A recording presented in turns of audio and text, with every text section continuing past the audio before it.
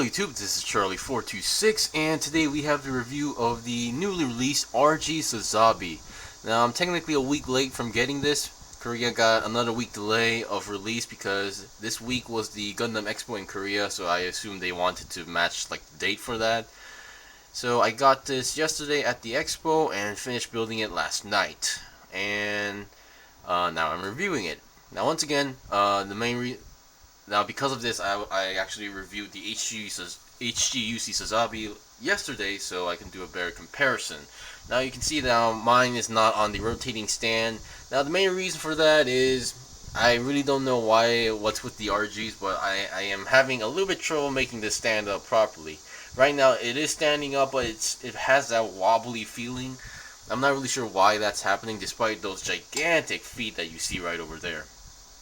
Now, okay, and before I start the review, I'm going to say this review is going to be long, so it's going to be more than 20 minutes, because I am going to go over some parts and details, and I do not own the Master Grade Sazabi Verka, so that's why I really can't, assume, parts here and there.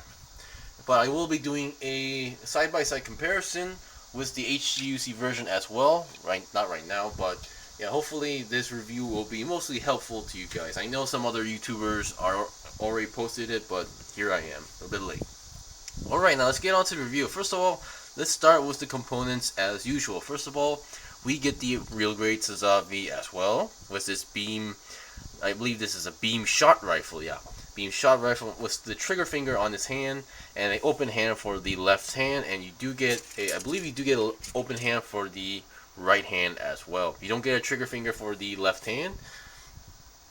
Okay, and other than that, there are some leftover pieces, believe it or not, because I'm not really sure how this happened, because I guess the lack of a extra trigger finger, you get a leftover piece of this, the hand cover or hand guard, and then this part that connects the hand to the arm, the wrist ball joint area. So all the hands you get in this kit is mostly has this wrist ball jointed area that has articulation, so that's that. And other than that, you get some nice real grade style sticker decals. The only one I used is the mono eye and head camera. Now, I was thinking of using these, but I just wanted to show you guys how the kit looks like without anything else other than the eyes. So yeah, you have all these metallic silver stickers, which I'm not a big fan of these at the first place, so yeah. Alright, so other than that, let's see the other components that you're supposed to get. So I already showed you three hands, 2 open hands, 1 trigger finger. You get 2 multi-purpose hands. Now, I think I should have taken that off, but you get 2 multi-purpose hands for left and right for the beam sabers mostly, and then you get 2 fists, left and right as well. Also has actually the fists do not have the articulated wrist, so these are the normal ball jointed hands. You get the beam tomahawk as well as the double beam part effects, which the Sazabi only gave 1 of these parts, and this time they're green, while the HGUC version were actually yellow. And here we go, we have the beam saber effect green again. Here is the beam saber handle. This is actually composed of 2 pieces. You have the top part that connects the clear part, and then you have the bottom handle part, and here is that hole for the connecting onto the hands. Here we go, you get another one as well. So you get 2 beam saber hilts and 1 beam tomahawk. And okay, this is not actually mentioned in the manual. They do give you these, but these are counted as leftover parts. So I'm assuming these are either from the real grade Sananju or HGUC Sananju, whatever. But yeah, real grade since they're green. So yeah, so in the manual these are actually crossed out, but I assume you can use these if you want to do so, because they do actually fit on this part as well. So yeah, just letting you guys know. And then you get a small Char Aznavour figure that sits, that's standing. You do not get one that sits on the pilot seat or anything. Real grades, most of them have a cockpit area, but they don't actually give you a pilot figure for that part. So just letting you know, and this is no exception. And then you have the action-based connector, which I won't be showing you guys or using this right away. And then we have the shield, once again, more detailed, and yeah. I didn't use the sticker yet. You have the connector, grenade launchers, and this is the part where you can actually store in the beam tomahawk if you want to do so. Alright, so let's get on to the review.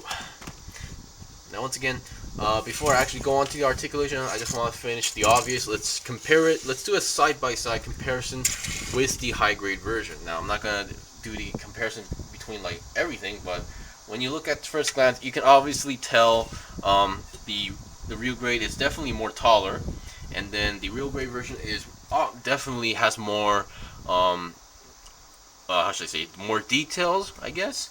And then articulation wise, this is definitely more better. So in terms of like, you know, those kind of aspects, the real grade Sazabi will be more superior in any way, but that doesn't mean the HGUC version is something that you should be avoiding. It's also a pretty good kit, so it really depends on what you're looking for. So yeah, if you really don't like the overly detailed look, you can always go for the HGUC version. So yeah. In terms of equipment, well, once again, the shot beam rifle, for example, this was like a two black pieces snapped together with the end tip. This one actually has a removable ammo pack and a shotgun, you know, clocking. I think that's what they call a clocking gimmick, and actually has some great parts. While this one, yeah, you're lacking a lot of colors compared to that. And even when it comes to the backpack and everything, even the fuel canisters are even longer, and the funnel pack is also even more larger or fatter, whatever you call that. Okay, whoa boy, yeah, yeah, I'm having a little bit balance issues with the RG Sazabi, which this is the part I'm kind of getting a little bit worried, but yeah. So that's enough for the side-by-side comparison. Oh, another thing interesting is that about the head, where the HGUC version actually has a gimmick where you can move the monoeye left and right, which I can't remember if that was actually present in the show, but the RG version does not actually have that. But you have the gimmick to open up the hatch on the head. So yeah, so I guess that's kind of it. So yeah, so there's not much to actually show you guys, because the RG Sazabi is overly detailed to the point where I might as well just show you guys how it is, because it's well, an HGUC is an HGUC. You can't expect to have like a master grade quality of an HGUC. Real grades, I guess their main purpose was to make a 1:144 scale kit, but in the quality of a master grade in some way. So I guess they're getting better. Another thing I should mention about this real grade is that this thing does not have one of those pre-built inner frame skeletons. Technically they do give you something like that, but it's not like for an entire arm.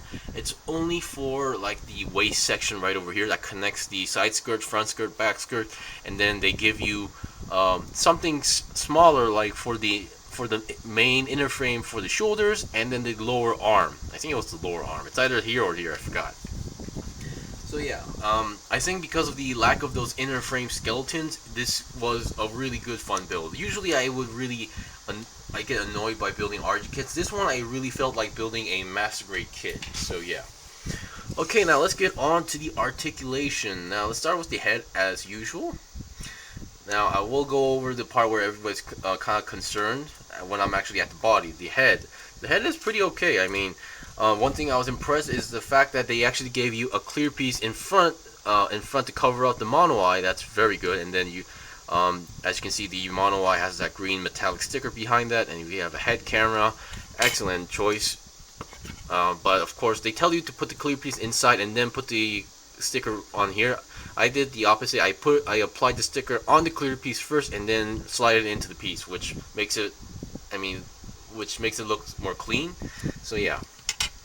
The head can go down that much, up that much, so it doesn't really have that movement, but it does have some backward and forward movement. But once again, because of the back head part, it does kind of hinder the process. So yeah.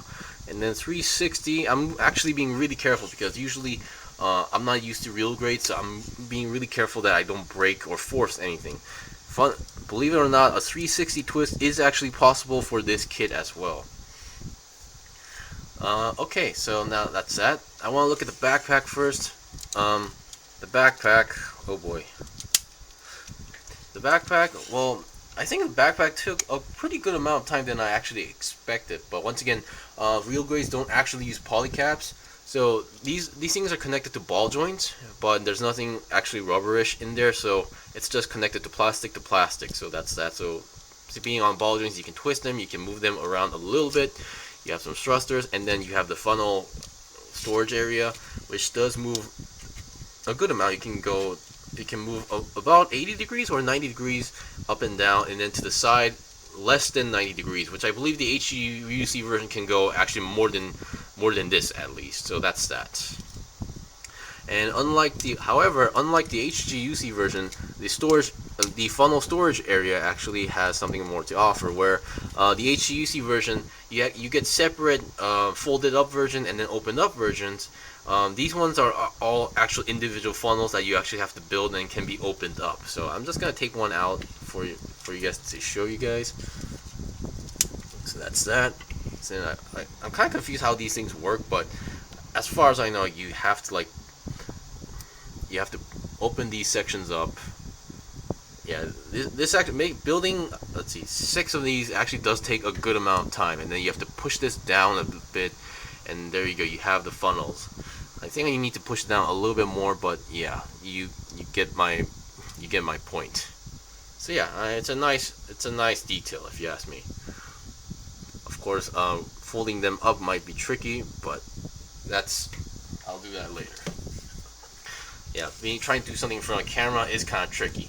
Okay, now let's get on to the body/shoulder, where everybody is kind of concerned regarding this kit, because ever since this kit got announced and released, there's been pictures or reviews mentioning that they broke the shoulder joints over and over and over, to the point where people started to get annoyed and started to reconsider of buying this kit or not.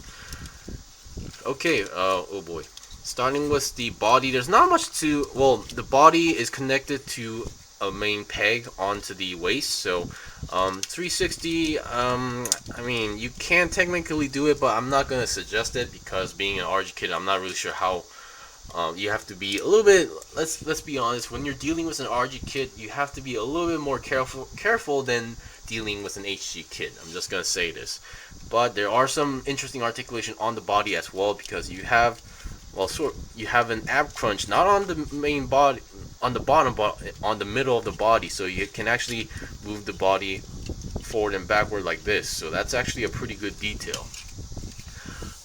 And then one thing, again, I was kind of concerned about these pipes or cables that are on the waist, because I was hoping them not to be the same ones that are used in the Zaku's. These are just your plain yellow cables. There's no pipes or lines that you need to do. These are single piece, so no need to worry about that part. Okay, okay, now let's go with the shoulders. Now the main problem are the shoulders. Now before I show you the manual, I fixed what this is how the shoulder is supposed to move. You can go forward that much. You can go forward. Actually, that's a lot of amount. And then going to this. Now here's the part where you need to be a little bit careful if you did not do anything with the kit. So I'm actually being really careful right now, but the arm is supposed to go about 90 degrees or a little bit more. I'm just being really careful right now. And you have your typical 360 twist on the arm itself. So that's that. And you know what? I'm actually gonna I'm gonna pull off the arm. Oh boy. And that's how, as you just saw, that's how the shoulder connects. I'm not sure if this applies to the mass grade version as well, but you have, it's not actually a clipping mechanism, but this is how it works. You have this part, you just make it lean on there, and then you plug the arm while it's there, so it connects. So yeah, I'm gonna need something to wedge this back inside. So yeah, this part, for some reason, the shoulders and the arm sections are very, very tight. And there's one thing I need to show you guys with the arm before I actually reattach it. Now here's the part where people break a lot. So you have this section right over here on the bottom. I'm gonna, before I show you the manual, this is the part, this is the entire section that allows you to move the shoulder joints. And then on here is this really small peg that connects this entire piece. What the pictures usually show you guys is that the main peg that connects this entire shoulder joint is broken, more like ripped off. As you can see, this part, as long as you have this part oh man, as long as you have this, so if you fix this part, and then as long as you have this movement, which is this top section, move smoothly, there's no reason for you to actually break this. Now of course I should have kind of fixed this part where it can move up and down as well, because mine is extremely stiff. So that's that. So here's what I did by showing you guys the manual. So if you look at the manual, let me zoom out a little bit. Here it is 5-2 around this area. So when you're building this, you get this point where you plug it in and then you have to twist them. So number one, I suggest that you twist these multiple times after plugging in it, because there's a peg here. You have to look at the hole, because it's not a round hole, it's like a key-shaped hole, so you have to put it in a certain direction. And then after you put it in entirely, I suggest you to either really loosen it up, because it's extremely tight.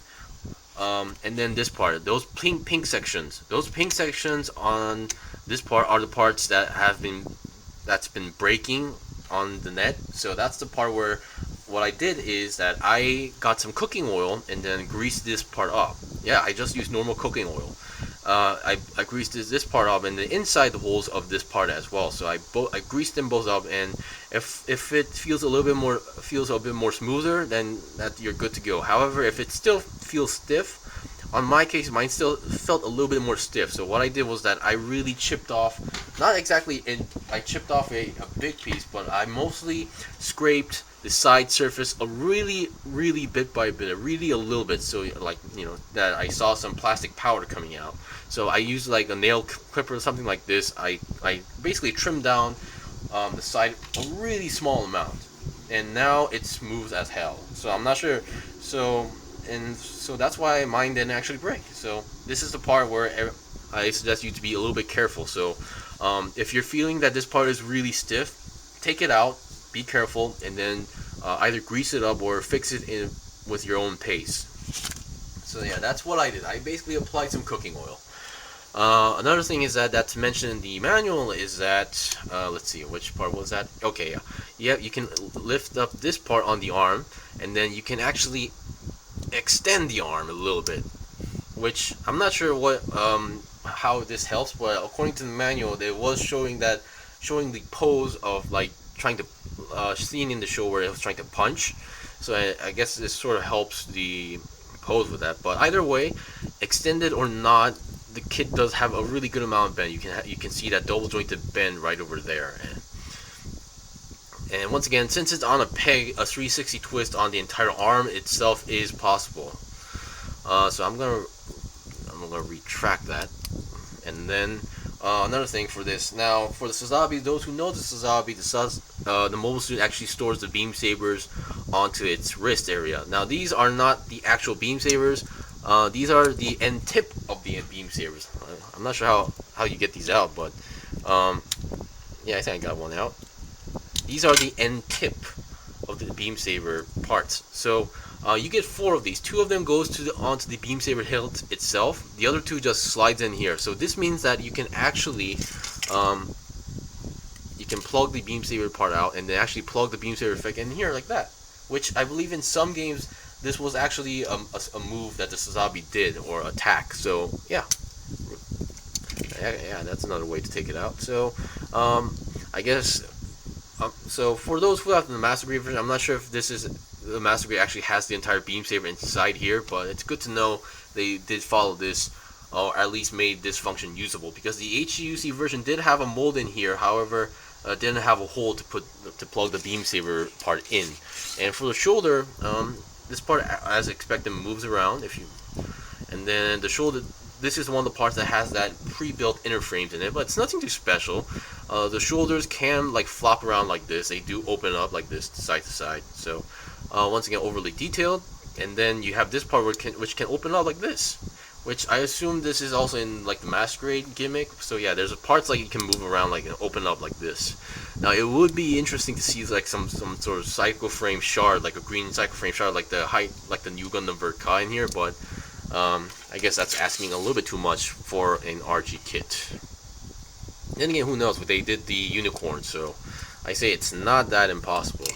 So what I'm going to do is I'm going to plug this a little bit in, reattach the shoulder, hopefully a little bit to the outside, and then plug it back in.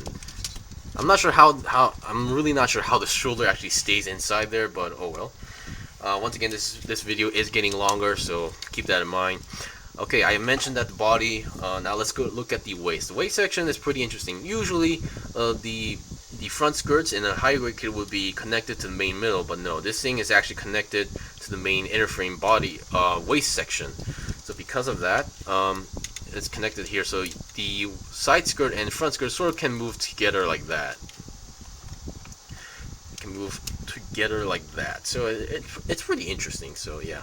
And then the front skirt does move a little bit side to side, can technically rotate, I guess, because the inner frame allows you to do that, and then can go, now the way how this is connected is by a latch, so you can rotate it a little bit to the front, so it can almost go 90 degrees, or if you work your way around, you can go 90 degrees if you want to do so. I'm just being extremely careful not to break anything, especially the pre-built inner frame parts. You have to be, when it comes to real grades, you have to be really careful with those pre-built inner frames, because if you break that, it's kind of hard to fix as far as I know. And then you have the side skirt, which can also move as well to the side 90 degrees. And then you have this part which can extend. Come on, extend. Okay, yeah, extended. So yeah, this is a pretty interesting gimmick. Once again, I'm pretty amazed and impressed. And then the back skirt, like the high grade version, can move up and down for some reason. And I did, okay, and for the record, I did watch Mecha Guy Kotsu's review, and then I believe he cut off a peg from here, so the waist section can move more. I'm not gonna do that, because if they put it there's gotta be a reason. So yeah. And also, for those who are wondering, the action-based connector goes to the crotch bottom area. Okay, once again, also all these yellow sections you see here are all color separated pieces, as mentioned, or obviously. Now let's look at the legs. Hopefully I'm not missing any detail, because I really hate missing details. Now the legs are pretty interesting. While building the legs, they definitely really feel different from the high grade, and I felt a little bit more.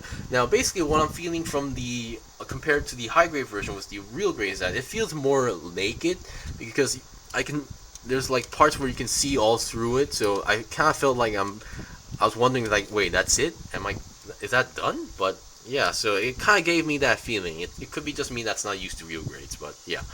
The legs, you have a side swivel here, right over here, and it connects like the master grade style, so you can go about 90 degrees to the side if you want to do so.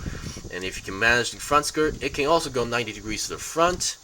And then I'm not sure about the back skirt, but if you can manage it, it can almost go 90 degrees to the back, and has a beautiful double jointed bend. Although it doesn't really look like a double jointed bend, but it is, and you can see all this knee popping out gimmick as well. And on the leg as well, like I am assuming like the vert cut, there's some sections where that can be opened up and like moved around. So you have this part which you can like move around and reveals like an extra opening, and then you have this part which it was working a while ago. You know, oh boy. There we go. Now I'm not sure how these parts work. You gotta like pull them out a little bit. So yeah, you have all these thrusters, moving armor parts on the outside, and then there's more thrusters on the back or on the inside. And then for the feet, once again, instead of a ball joint feet, the side-by-side movement is done by a peg, and then the forward and backward movement is also done by so basically I don't really feel there were no ball joints to be used at the first place. And then the feet itself has two moving points. You have the feet here, and then the first moving point is right over here. It can move forward and back, up and down, and then the end tip can also move up and down as well. Although I believe in the show, I'm not sure if it was a Sazabi, but I believe there was a mobile suit where they have these retractable claws that come out to latch onto asteroids or stuff, but oh well. That's not present in this kit. So yeah, so I think we've seen all the articulation at this point. So now let's look at the equipment. And once again, please do tell me that if any of you are also having troubles like making the kit stand, because I'm having really big trouble making this stand properly. So I'm gonna put it right over there. And now let's look at the equipment. First of all, I'm just gonna look at the shield. The shield was pretty interesting. Oh, I mean the build. I mean, because usually for high grade kits, when you build the shield, it's like you snap two gigantic pieces together, and then put a polycap inside, and you're pretty good to go. Which this is kind of similar. You get a gigantic red piece, you put a yellow piece inside for the vents, and then the black piece. The shield part, which you have this part, which I thought it was supposed to move up and down, but it doesn't really move up and down that easily for me. But this is the part where it connects to the main arm, the back of the arm to be more specific, and also has this movement thing. Now it does move a little bit to the left and right, so it helps you do certain poses, and also moves like this if you want to do so. And then you have the extra details right over here, and if you want to do so, you can actually attach. Wait, is it this way? Yeah, you can attach the beam saber parts if you want to do so. Now, I'm not sure if you can actually do it with the beam saber parts, but let's see if this works. Yeah, it's kind of hard. I've seen Mecha Guy goes to do this, but I'm not sure how he did it. But I guess it depends on the beam saber effect. So I'm gonna take these part off. Yeah, they don't fall off that easily. So yeah, I believe this is how it's supposed to be like stored in. So at this point, I guess you should attach it here first, and then put the beam saber parts on it. So yeah, I really hate dropping pieces. So this is how the way shield connects. Instead of on the side arm, on the back arm, you have these three holes right over here. The three square ones. They just plug in pretty well. I mean, I'm not sure how they work, but they actually work. So once again, once you plug it in, it's staying there. I mean, it's not too tight, it's not too loose. It's just the perfect amount of tightness, so you can move it around. So once again, you can move it to side by side if you want to do so. And for some reason, if you need to move it a little bit to the back, that's also possible. Okay. Oh boy. Yeah, you didn't see that. So yeah, once again, I think mine got a little bit loose, but once you plug it in, it's going to stay there as long as you don't shake it around that I just did. Okay, so for the hand parts, now the interesting part is that you have two holes, and both of them actually fits inside the hand, but I suggest you put it on the bottom, because depending on which beam saber effect you're using, the hand can technically collide with the beam saber effect. It doesn't actually collide like on the spot, but you can sort of see that it's like really only like a few millimeters away from actually colliding. So once again, you plug it in, and there you go. Same goes for the beam saber hilt. You can also plug it in, and there you go. It's pretty much stuck in there. Yeah, I'm not gonna go over too detailed with the weapons. I'm gonna pull this part off. Now the ball jointed hands are extremely tight on this kit, so be careful when you're pulling it out. For the shot beam rifle, as mentioned, you have a detachable ammo clip like that, and then you have a clocking mechanism right over here. So and yeah, and this time, unlike the high grade version, the red pieces are actually color separated pieces. Oh boy. Now once again, my review does not actually do demonstration on poses, but yeah, one thing I'm not really used to high grades is that there's so many moving parts where I am having trouble not knowing like where am I supposed to hold this kit sort of way. So yeah, I guess that is all the review for the Real Great Sazabi. Once again, if you have the money and if you love real grades, this is something that you have to get. I mean, the quality of this thing is really, really impressive. The only issue I'm having right now, other than the problematic shoulders that was rumored, is the fact that I can't get this kit standing properly, but I can only get that wobbly motion like that. So once again, so unless it's that problem, that it's just my own problem. Hopefully, it's not a big ass problem for other people. And now I'm having parts that's starting to fall off. Great.